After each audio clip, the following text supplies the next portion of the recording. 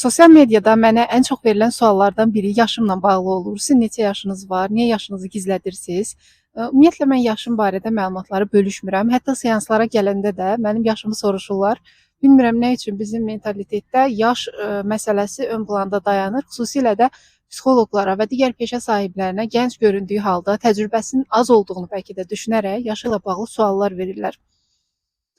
Əgər bilirsinizsə, səbəbini siz mənə bildirə bilərsiniz. Nə üçün insanlar yaşımla bağlı bu qədər sual verirlər?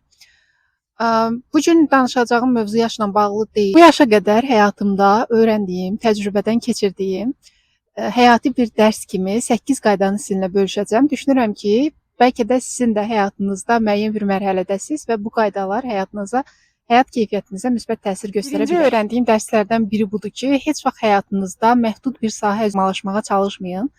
Hansı ki, bizim cəmiyyətimizdə uşaq yaşından uşaqları belə bir təfəkkür tərzində böyüdürlər ki, hansısa bir sahəni öyrən və onun üzərində fokuslan. Misal üçün şagirdlərdə belə bir təfəkkür tərzi formalaşdırılır ki, sən ali məktəbə qəbul ol, hansısa bir ixtisas sahibi ol, sonra get bir işə qəbul ol, 9-6 rejimində işlə, oradan maaşını al və ailə qur, ailəni dolandır. Amma mən belə bir təfəkkür tərzinə malik deyiləm. Hansı ki, indiyə qədər, baxmayaraq ki, yaşım azdır, 3 ixtisas istiqamətində özümü inkişaf elətdirmişəm. 3 ixtisas üzrə təhsil almışam. Təcrübələrim isə müxtəlif sahələr üzrədir. Psixologiyanın müxtəlif sahələri üzrə müəyyən təcrübələr qazanmışam və hal-hazırda da qazanmaqda davam edirəm. Və belə düşünürəm ki, bir insan ümumiyyətlə özünü hər bir işdə sınaya bilər. Hansı ki, bu onun maraq dairəsi çərçivəsində olan işlərdir. Misal üçün mən ergoterapiya sahəsini ilk başda sadəcə öyrənə biləcəyim bir sahə kimi görürdüm. Sonra bir hobbimə çevrildi. Ergoterapiya beynin inkişafı ilə bağlı, xüsusilə beynin inkişafı və insanın günlük yaşam bacarıqları ilə bağlı olan bir elm sahəsidir.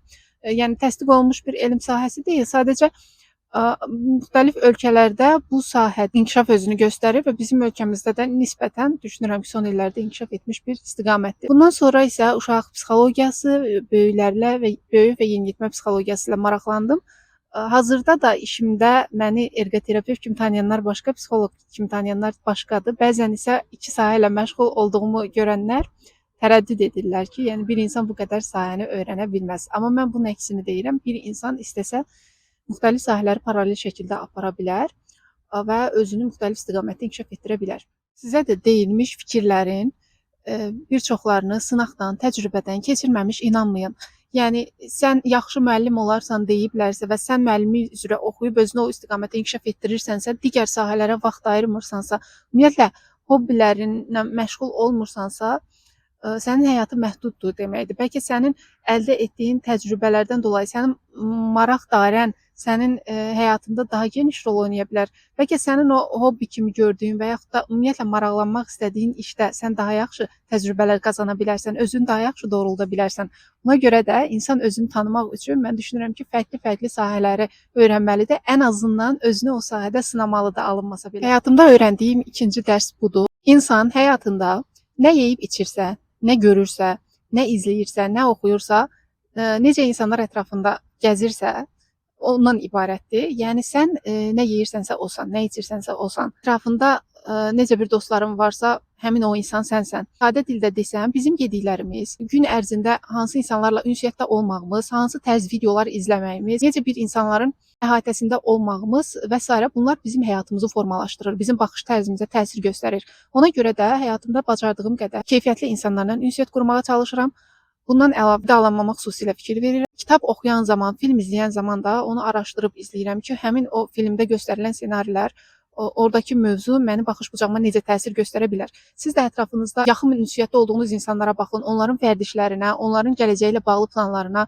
Bütün bunlar sizin də gələcəyinizə təsir göstərir. Sizin də həyata baxış bucağınıza təsir göstərir. Davamlı olaraq əgər qeyri-sağlam qidalardan istifadə edirsinizsə, ətrafınızdakı insanlar o qədər də keyfiyyətli insanlar deyilsə, daim şikayət edirsə, bir müddətdən sonra sizin də elə bir vəziyyətə gəlmə ehtimalınız çox yüksəkdir. Həmçinin yediyiniz qidaların da psixoloji vəziyyətinizə və sağlamlığınıza təsirini nəzərə alsaq, bunu da özünüz düşünün, həyat keyfiyyətinizə necə təsir göstərir. Digər öyrəndiyim dərs, yəni üçüncü dərs, şikayət etməyi buraxmaqdır. Şikayət etməyi buraxmaq deyəndə nəyi nəzərdə tuturam? Hər bir insanın psixologiyasında şikayət etmək mexanizmi var.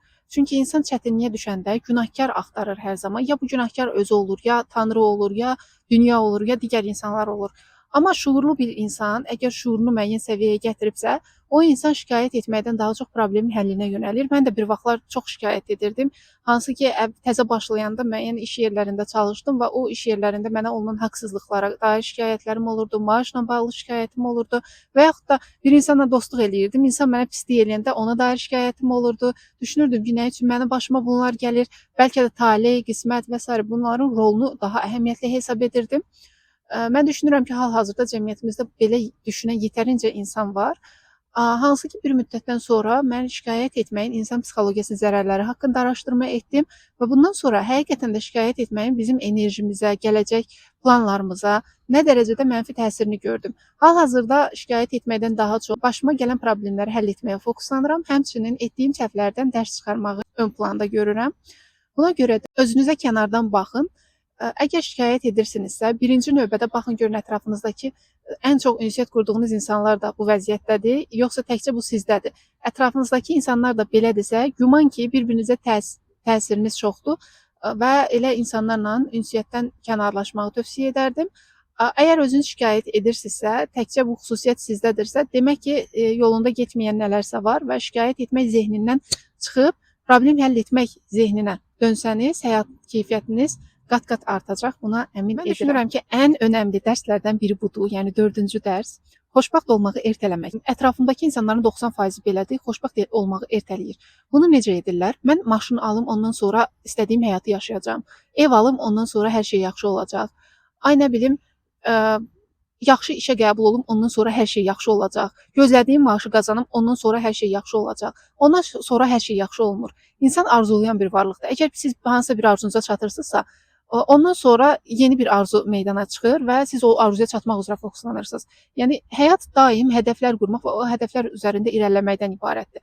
Bu hədəf qurub irəliləmək insanın psixologiyasını sağlam saxlaya bilir. Bəzi insanlar ümumiyyətlə hədəfsiz yaşayır, onları bura şamil etmirəm. Hədəf qurmaq yaxşı bir şeydir. Amma hədəf quran zaman xoşbəxtliyi ikinci plana atmaq yaxşı bir şey deyil. Siz düşünün ki, həyatda sizə bir dəfə ömür verilir, ortalama götürsə 70 il ömrünüzü gələcək üzrə proqramlasanız, həmin maşın alım, xoşbəxt olacağam, ev alım, xoşbəxt olacağam, siz heç vaxt xoşbəxtlik hissini yaşaya bilməyəcəksiniz. Ona görə də indi əlinizdə olanlarla xoşbəxt olmağı bacarın, yenə də hədəfinizə fokuslanın, amma hazırda xoşbəxt ola biləcəyiniz şeylər həyatınızda o qədərdir ki, yəni ətrafımıza nəzər salsa, bizi xoşbəxt edən məqamların sayı çoxdur. Sadəcə biz gözümüzü daha yüksəklərdə tutmuşuq deyə ətrafımızda olanları görmürük. Ona görə də bu gün əlinizdə olanlarla xoşbəxt olmağı bacarın. Bacardığınız qədər bu günə də vaxt ayırın. Ancaq gələcəyə fokuslanın, gələcəkdə hər şey yaxşı olacaq deyə xoşbəxtliyinizi ertələməyin. Öyrəndiyim ən vacib dərslərdən biri, səhv eləmirəmsə 5-ci dərsdir deyəsən. Səhv eləmirəmsə 5-ci dərsdir. Heç kim məni bəyənmək məcburiyyətində deyil. Bəli, heç kim məni bəyənmək məcburiyyətində deyil. Bunu mən həm özümə, həm də sizə şamil edirəm. Təzə işə başlayanda düşünürdüm ki, mən sosial mediada paylaşım eləyəcəm və qohum, qonşu, nə bilim, məni tanıyan insanlar, tanımayan insanlar hamı like eləyəcək, paylaşacaq, bəyənəcək. Amma mənim gözləntilərim tamamilə alt-üst oldu. Heç kim məni nə bəyənmədi, nə paylaşmadı, hətta tənqid edənlər də oldu. Filankəsin qızı sosial mediada özünü paylaşır deyib aləmə şikayət edənlər də oldu. Buna baxmayaraq, müəyyən müddətdən sonra mən başa düşdüm ki, heç kim məni bəyənmək məcburiyyətində deyil. Düzdür, bu insana təsir göstərir ilk vaxtlarda, hansı ki, bu qaydanı mən o zaman bilmirdim, təcrübəm az idi. Amma bunu başa düşəndən sonra ki, hər insanın təfəkkür tərzi tamamilə fərqlidir. Onlar baxdıqları videolara bizim baxdığımız tərzdə yanaşmırlar. Ola bilər ki, biz kiməsə dəstək oluruq, kimlərisə irəli çəkməyə çalışırıq. Amma bəzi insanlar, misal üçün, özünün edə bilmədiyinə görə başqalarını həmişə aşağı çəkməyə çalışır. Bəzi insanların standartları yüksəkdir və biz onların standartlarını qarşılamadığımız üçün bizi bəyənmir. Bu o demək deyil ki, biz bəyənilməyə layiq deyilik. Biz öz gördüyümüz işə düzgün dəyər versək, ətrafımızdakı insanların bizi bəyənməsinə ehtiyac duymarıq. Düzdür, mən qəbul edirəm ki, hər bir insanın bəyənilmə ehtiyacı var. Amma bu ehtiyacı biz hamıya şamil etsək ki, hamı bizim bu ehtiyacımızı qarşılamalıdır, o zaman uduzarıq və geri plana düşər. Yəni, qısacası, sizin gördüyünüz planlarda, geyindiyiniz geyimlərdə, vizyonunuzda, seçdiyiniz seçimlərdə, qərarlarınızda və s. heç kim sizi təqdir etmək məcburiyyətində deyil, sizə iltifat etmək məcburiyyətində deyil. İnsanlardan gözləntilərinizi minimuma endirsəniz, yaşam keyfiyyətiniz bir o qədər yüksək olar. Həyatımda öyrəndiyim ən vacib dərslərdən biri də budur. Həyatımdakı boşluqları doldurmaq üçün müəyyən bir şeylərə tələsmək. Misal üçün, bizim mentalitetdə belə bir qayda var ki, məsələn, qız uşağı 20-21 yaşında ailə qurmalıdır. İndi hətta belə bir tendensiya da yayılıb ki, oğlanlar 26-27 yaşından ailə qursa daha yaxşı olar. Ay nə bilim, uşaqlar autizmli doğulur, ay nə bilim, filan şeylər olur. Və bu təfəkkür tərzini o qədər qızlara, oğlanlara yeridirlər ki, onlar 20 yaşını keçəndən sonra bir təşviş hissi yaşayırlar ki, mən evdə qaldım, evlənə bilmədim, mən gələcək həyatımı məhv elədim və digər fikirlərlə qarşılaşırlar. Həmin fikirlər onların zehinlərində bir təşviş hissi də yaradır və insan özünü həyatda yetərsiz hiss etməyə başlayır. Yetərsiz, lazımsız, həyatın məhv olduğu kimi hiss edir. Təbii ki, bu da insanın həyatındakı boşluqları yanlış düşüncə tərzinə görə yanlış bir şeylərlə doldurmağa çalışmasıdır. Heç vaxt həyatındakı boşluğu nə iləsə dolduran insan xoşbəxt ola bilmir. Çünki o öz istəyinə görə yox, özünü boşluqda hiss etdiyi üçün başqalarının ona yansıtdığı fikirlərdən dolayı bunu edir. Heç kim ailə qurmaq, uşaq dünyaya gətirmə məcburiyyətində deyil. Əgər mən özümü həyatda tam hiss etmirəmsə, özüm öz travmalarım üzərində tam şəkildə işləməmişəmsə, bir uşağı dünyaya gətirib onu bədbəxt eləməyin mənası yoxdur. Keçən dəfə bir yazı proqramı var, səhv eləmirəmsə Threads-dir. Orada bir yazı paylaşmışdım ki, sizcə valideynlərin övladlarına verəcəyi ən gözəl miras nədir? Bir xanım orada qeyd etmişdi ki, onu dünyaya gətirməmək. Həqiqətən də çox düşündürücü bir sözdür. Mən də belə düşünürəm. Yəni ki, əgər sən öz travmaların üzərində işləməmisənsə, əgər uşaq tərbiyə metodlarını bilmirsənsə, düzgün tərbiyə üsullarını bilmirsənsə, cəmiyyətdə gedən prosesləri dərindən araşdırmamısansa, o cəmiyyətdəki proseslərin istər maddi, istər mənəvi baxımdan uşağa necə təsir göstərəcəyini düşünmürsənsə, onda övlad dünyaya gətirib onu bədbəxt eləməyin yeri yoxdur. Yəni həyatınızdakı boşluqları ailə qurmaq, övlad dünyaya gətirmək və yaxud da hamı məni bəyənsin deyə diplom almaq, təhsil almaq, belə bir şeylər eləməyin. Bu həm sizi, həm də ətrafınızdakı bəzi insanların həyatını uçuruma aparır deyərdim. Həyatımda öyrəndiyim ən vacib dərslərdən biri də pulu idarə etməyi öyrənməkdir. Düzdür, pulu idarə etmək deyəndə mən burada iqtisadi biliklərlə zəngin bir insan deyiləm ki, pulu idarə edim, yatırımlar edim, belə bir insan deyiləm. Amma ən azından əlimdə olan pulun dəyərini bilirəm. Nə qədər qazancım var, nə qədər onu xərcləyirəm, hara xərcləyirəm, bunu çox yaxşı təyin edirəm. Günümüzdə, yəni çölə çıxdığın anda səni pulla manipulyasiya edirlər. Hansı ki, reklam plakatları, girdiyin mağazalarda endirim kuponları, marketlərdə endirimlər və s. istər-istəməz insanı alış-veriş etməyə sövq edir. Və bəzi insanlar, hətta yəqin ki, başınıza da gəlib, girirlər marketə, özlərinə lazım olmayan vasitələri alırlar, evə gedəndə düşünürlər ki, mən bunu nə üçün aldım, axı istifadə etməyəcəm. Bu, böyük şirkətlər tərəfindən əslində qurulmuş bir manipulyasiya tuzağıdır və biz bunun içərisinə düşürük. Həmin o tələnin içərisindən çıxa bilmirik. Mənim öyrəndiyim ən gözəl dərslərdən biri budur ki, pulu bu yöndən idarə etməyi bacarıram. Yəni nəyin mənim üçün lazımlı olduğunu, nəyin istək olduğunu, nəyin manipulyasiya vasitəsi olduğunu başa düşürəm. Və bu səbəbdən dolayıdır ki, artıq 8 ildir ki, öz gəlirim vasitəsilə bütün ehtiyaclarımı demək olar ki, qarşılayıram və maddi kriz anlarımda bütün bu bacarıqlardan istifadə edirəm. Yəni sizə tövsiyəm odur ki, reklam plakatları, endirim kuponları, marketlərdə, mağazalarda sizi manipulyasiya edən insanların manipulyasiya hilələrini başa düşəsiz, bu haqda araşdırma edəsiz, kiçik araşdırmalara baxasınız ki, ora gedəndə manipulyasiyaya məruz qalmayasınız. Məsələn, aç halda marketə getmək sizi daha çox alış-verişə sövq edə bilər. Endirim kuponları sizə lazım olmayan geyimləri aldıra bilər. Ona görə də evdən çıxıb hansısa bir endirim kuponu görürsünüzsə ətrafınızda, düşünün ki, o sizin üçün vacibdir, yoxsa hazırda ani olaraq yaranmış istəkdir. Almaq istədiyiniz bir şey haqqında ən azı 3 gün düşünün, yəni qərar verməyin anında. 3 gündən sonra əminəm ki, əgər o sizin üçün bir ehtiyac deyilsə, o istəyiniz gedəcək. Yəni bu kimi sadə məsələləri öyrənsəniz, pulu idarə etməyi də öyrənmiş olarsınız. Eləmirəmsə artıq sonuncu qaydanı mən bölüşəcəm. 8-ci və ən vacib qaydalardan biri həyatında məna tapmaqdır. Düzdür, insan həyatının mənası fərqli olur hər insana görə. Amma mən düşünürəm ki, bu mənanı hər insan öz həyatına tətbiq etməyə bacarmalıdır. Hansı ki, bu da gördüyümüz işi nə üçün edirik sualına cavab tapmaqdır. Yəni ki, mən əvvəllər işləyəndə, təzə işə başlayanda gördüyüm işi nə üçün etdiyimin fərqində deyildim. Hansı ki, mən psixologiya sahəsi üzrə çalışmırdım.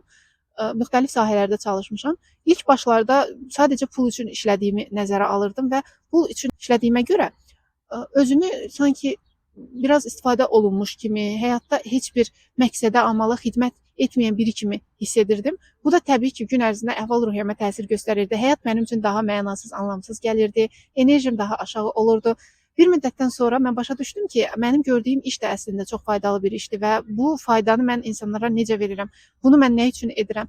Hal-hazırda misal üçün mən psixologiya sahəsində çox böyük marağım var, tükənməz bir motivasiyam var və bu sahədə nə üçün işlədiyimi mən başa düşürəm və çünki əgər bir sahəni insan sevirsə, əgər gördüyü işin mənasını tam şəkildə başa düşürsə, o sahədə gəlir əldə etdi, gəlir əldə etmədi. Bu onun üçün o qədər də vacib olmur. Əsas olan hədəfə fokuslanmaq və irəli addımlamaq olur.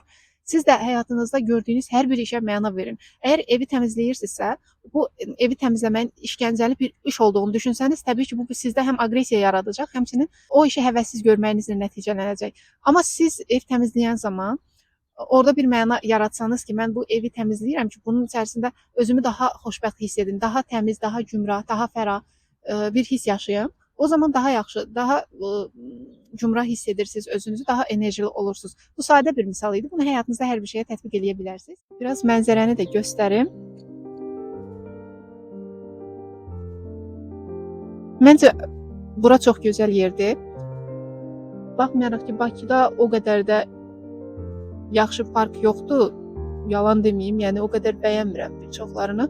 Amma bu parkı nisbətən bəyənirəm. Biraz səs-küy olsa belə məncə yaxşıdır. Öyrəndiyim, sizə deyəcəklərim bu qədər. Bu 8 qaydadan hansını daha çox bəyəndinizsə, aşağıda qeyd etməyi unutmayın. Həmçinin siz də həyatınızda öyrəndiyiniz qaydalar varsa, bunu aşağıda qeyd edin ki, mən də baxıb sizdən nəsə öyrənim. Həqiqətən buna ehtiyacım var. Videonu bura qədər izləyənlərə ayrıca təşəkkür edirəm. Sona qədər izləyirlər diqqətli şəkildə. Növbəti videoların davamı üçün səhifəmi izləməyi, kanala abunə olmağı, həmçinin bu videonu dostlarınızla paylaşmağı unutmayın. Növbəti videolarda görüşərik. Hələlik!